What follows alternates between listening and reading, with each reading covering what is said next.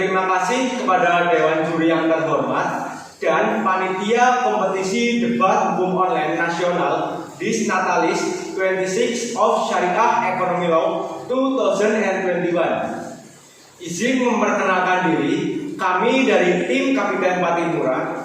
Saya Priyandaru Alfikri Indriarto sebagai pembicara 1. Kemudian di sebelah kanan saya ada Saudari Mutiara Jati Abdawiyah sebagai pembicara 2, yaitu pihak pro. Kemudian di sebelah kiri saya ada Saudari Jonjon Pujianti sebagai pembicara 3, yaitu pihak kontra. Tidak perlu berlama-lama lagi, langsung saja saya akan membacakan mosi debat kali ini, yaitu PPKM darurat dengan pembatasan kegiatan bagi UMKM di masa pandemi. Usaha mikro kecil menengah atau UMKM merupakan usaha yang dilakukan oleh individu, rumah tangga, atau usaha kecil lainnya. Sebagai sebuah bisnis, usaha mikro kecil menengah atau UMKM memiliki ciri-ciri yang dapat dicermati. Sebagai contoh, yang pertama, jenis barang atau komoditi yang tidak tetap dan dapat berganti sewaktu-waktu. Yang kedua, memiliki tempat usaha yang bisa berpindah-pindah sesuai dengan kebutuhan. Kemudian yang ketiga, sebagian besar tempat usaha tidak memiliki izin usaha atau legalitas lainnya seperti nomor pokok wajib pajak atau NPWP. Kemudian Kementerian Dalam Negeri Republik Indonesia memberikan instruksi dalam negeri nomor 15 tahun 2021 tentang pemberlakuan pembatasan kegiatan masyarakat darurat Coronavirus Disease 2019 atau PPKM darurat COVID 2019 di wilayah Jawa dan Bali. Dengan adanya kebijakan ini, penyebaran kasus positif COVID-19 di Indonesia dapat ditekan dan berkurang, dan mobilitas masyarakat dapat ditekan dengan adanya pemberlakuan pembatasan kegiatan masyarakat atau PPKM tersebut. Namun, dengan adanya kebijakan tersebut, seperti yang kita ketahui bahwa usaha mikro kecil menengah atau UMKM adalah salah satu sektor yang paling merasakan dampak COVID-19 ini. Apalagi dengan adanya kebijakan pemberlakuan pembatasan kegiatan masyarakat atau PPKM ini yang membatasi mobilitas masyarakat di luar ruang. Baik, silakan kepada pihak pro untuk menyatakan argumennya selama 5 menit. Saya persilakan. Baik, terima kasih pada pembicara 1 atas waktu yang diberikan. Saya setuju dengan adanya kebijakan PPKM darurat dengan pembatasan kegiatan bagi UMKM di masa pandemi. Penerapan PPKM darurat ini tentu saja bukan tanpa dasar, melainkan melihat dari situasi pandemi saat ini yang tidak kunjung menemukan titik cerah, maka perlu diberlakukan suatu kebijakan di mana kebijakan tersebut dapat mengatur, dapat mengendalikan situasi yang ada saat ini. Penerapan PPKM darurat setidaknya sudah memenuhi 3 persyaratan. Yang pertama, jumlah korban yang semakin banyak. Yang kedua, cakupan luas wilayah yang terkena bencana. Di Indonesia sendiri, daerah dengan penyebaran COVID-19 terluas dan terbanyak, yaitu daerah-daerah yang berada di Pulau Jawa dan Bali. Yang ketiga, dampak sosial ekonomi yang ditimbulkan. Dengan penerapan PPKM darurat ini, tentu saja pemerintah tidak hanya memberikan kebijakan tanpa adanya solusi. Sebelumnya, perlu diketahui bahwa UMKM di Indonesia tidak bisa disamaratakan, melainkan memiliki klasifikasinya masing-masing, sebagaimana mengacu pada pasal 1 Undang-Undang Nomor 20 Tahun 2008 tentang UMKM. Selama PPKM darurat ini, seperti yang sudah disebutkan sebelumnya, UMKM memiliki dampak terbesar karena adanya kebijakan ini, yaitu karena adanya pembatasan kegiatan.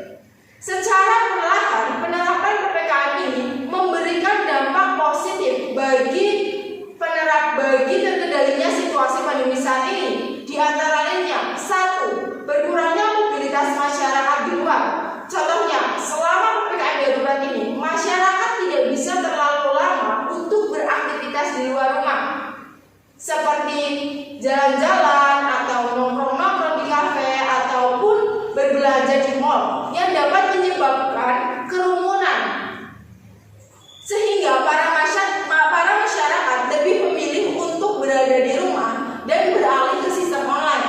Sebenarnya ini menjadi suatu peluang bagi para pelaku UMKM untuk mengubah marketplace mereka dari offline menjadi online dan mengubah pemasaran mereka menjadi pemasaran digital. Dampak positif yang selanjutnya yaitu posisi UMKM berpotensi untuk menguasai pasar dalam negeri. Dikarenakan pada masa pandemi seperti saat ini, kegiatan impor tidak bisa berjalan seperti normal sebelum pandemi. Berdasarkan dampak positif yang ditimbulkan dari adanya kebijakan PPKM darurat dengan pembatasan kegiatan bagi para pelaku UMKM di masa pandemi, terutama pada berkurangnya mobilitas masyarakat di luar, dan hal tersebut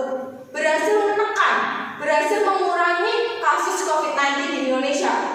Pada dasarnya, semua kebijakan yang diterapkan pada pandemi saat ini hanya memiliki satu tujuan, yaitu untuk menjamin kesehatan masyarakat dan terkendalinya situasi pandemi saat ini.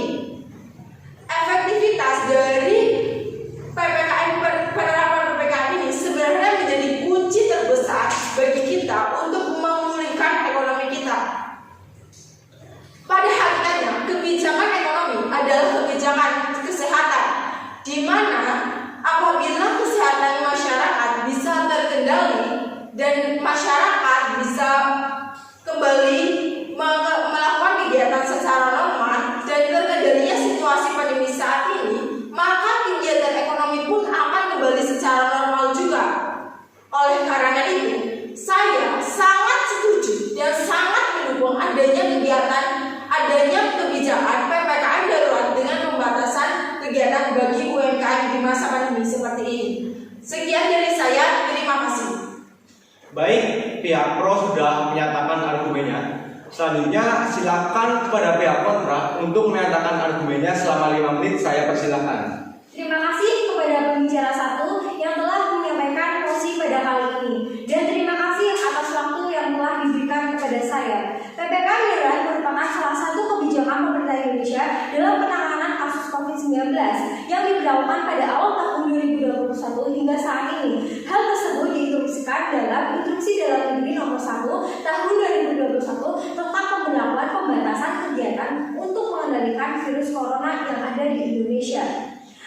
Kasus positif yang terus meningkat membuat pemerintah memberlakukan berbagai kebijakan baru guna mengendalikan penularan virus COVID-19 yang sampai saat ini belum terkendali. Kurang lebih terdapat 3,19 juta jiwa yang terkena kasus positif COVID-19 dan yang meninggal mencapai 86.000 jiwa.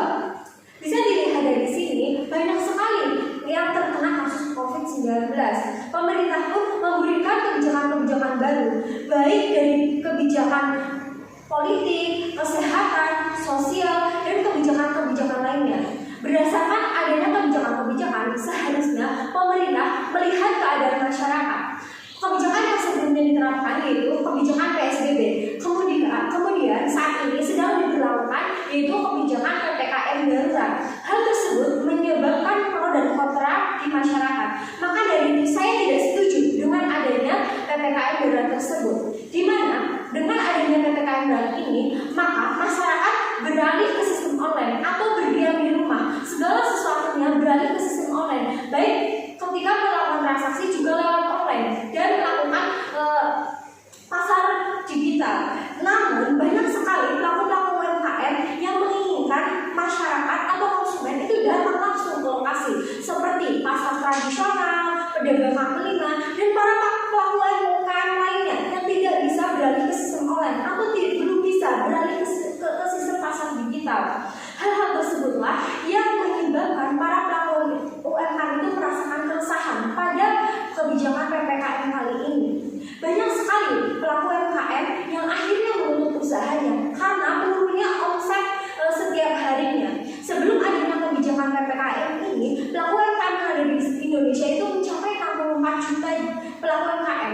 Dan setelah adanya kebijakan PPKM darurat ini dan setelah adanya virus corona, pelaku usaha UMKM itu yang menutup usahanya mencapai angka 32,1 juta 32,1 pelaku UMKM yang menutup usahanya. Bisa dilihat dari sini, hampir 50% pelaku UMKM yang menutup usahanya. Ketika para UMKM melakukan menutup usahanya, maka di situ juga banyak sekali pegawai-pegawai yang di PHK. Dengan banyaknya pegawai yang di PHK, maka pengangguran yang di Indonesia juga semakin meningkat. Tercatat pengangguran di Indonesia selama PPKM ini tercatat 35 juta jiwa. Bisa dilihat di sini sangat melonjak tingkat pengangguran di Indonesia. Maka tingkat kemiskinan juga akan semakin meningkat. Ketika tingkat kemiskinan semakin meningkat, maka perekonomian di Indonesia juga semakin menurun dan semakin terhambat perekonomiannya. Memang pelaku UMKM itu dituntut memiliki strategi bisnis agar tetap bertahan dalam situasi apapun. Namun, dengan adanya kebijakan ini, masyarakat belum bisa beradaptasi. Walaupun pemerintah sudah melakukan recovery ekonomi untuk mempertahankan para pelaku UMKM, tetapi belum tepat sasaran dengan adanya recovery ekonomi ini. Seharusnya pemerintah itu membuat kebijakan yang memikirkan segala aspek. Padahal pelaku UMKM yang ada di Indonesia itu yang memiliki kontribusi paling besar di dunia perekonomian di Indonesia, yaitu pemasukannya mencapai 61,7% pemasukan bagi perekonomian yang ada di Indonesia. Dengan adanya hal tersebut atau dengan adanya PPKM ini, maka pemasukan perekonomian yang ada di Indonesia juga semakin menurun. Perekonomian di Indonesia juga semakin merosot dan menghambat pertumbuhan ekonomi yang ada di Indonesia. Maka dari itu saya tidak setuju dengan adanya PPKM darurat Jawa dan Bali. Terima kasih. Baik, pihak kontra telah menyatakan argumennya. Terima kasih kepada kedua belah pihak yang telah menyampaikan argumennya. Baik, sekarang saya akan membacakan kesimpulan dari masing-masing pihak.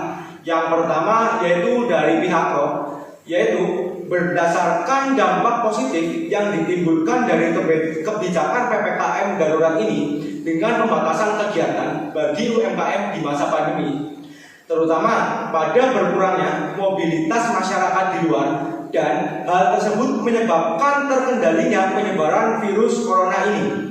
Karena semua kebijakan yang diterapkan saat ini sebenarnya memiliki satu tujuan, yaitu menjaga kesehatan masyarakat dan terkendalinya situasi pandemi pada saat ini.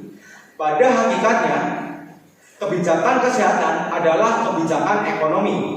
Hal ini memiliki maksud, yaitu bahwa apabila kesehatan masyarakat terjamin, maka situasi akan segera kembali normal dan ekonomi pun kembali berjalan dengan normal juga.